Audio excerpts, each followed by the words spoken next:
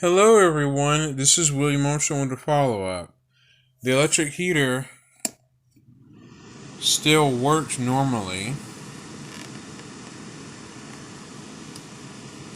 and it works in the low setting, and it takes a little bit for the heating element to get fully hot, but I've learned by looking up the Home's website for its electric heaters and fans that when the heater is turned to the 1500 watt setting, it draws over 12.5 amps.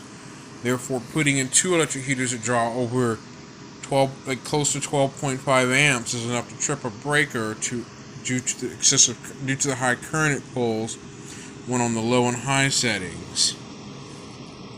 This heater here is fine in the low, and when I turn it on high, it's going to get even hotter than that. But when dust builds up in it, the heating element will burn the dust, and you'll experience a burning, musty odor due to dust building up on the element or building up inside where it hits the element, and it just burns the dust off.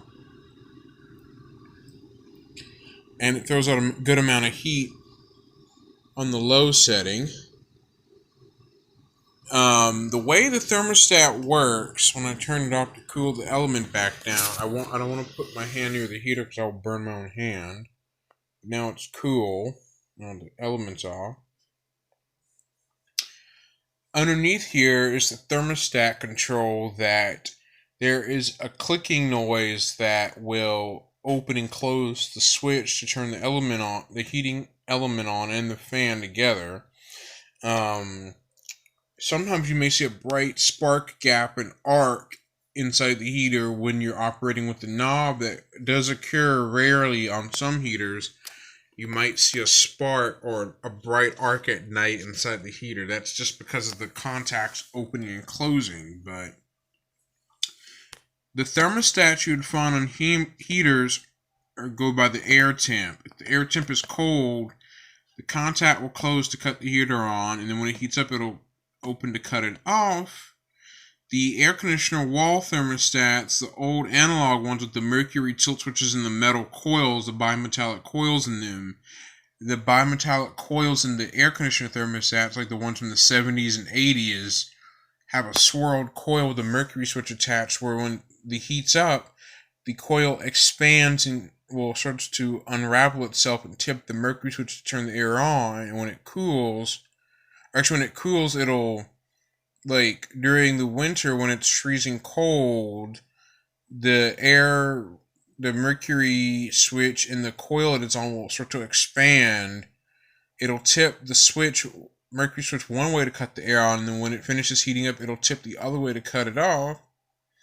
There are videos of YouTube of vintage air conditioner thermostats with the mercury switches in them, but those are phased out due to mercury concerns in the switches.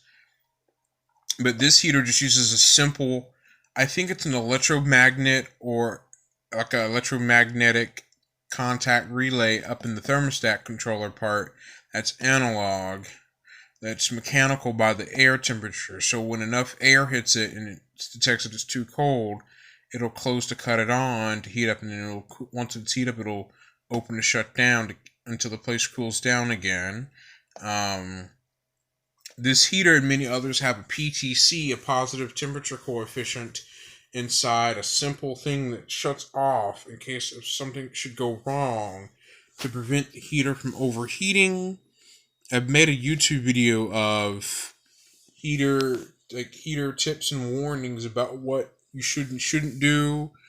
Even firefighters will also advocate the safety of electric heaters during the winter season. About that, electric heaters should never be too close to a furniture like a bed, or it should never be like that, facing up against a bed. It should be having enough adequate space around the heater, away from objects that'll block heat and could overheat the heater or catch something flammable on fire, causing a fire and then a house fire from electric heating. That's really all I wanted to say in this video as a follow-up to this heater. It still works after I took it apart and dusted it and all, but as always, I will sporadically do teardowns of some electronics, including heaters and some small electronics, but for bigger electronics like microwaves or things that are dangerous, I'm not going to do that. But I will see you next time, and William Armstrong signing out.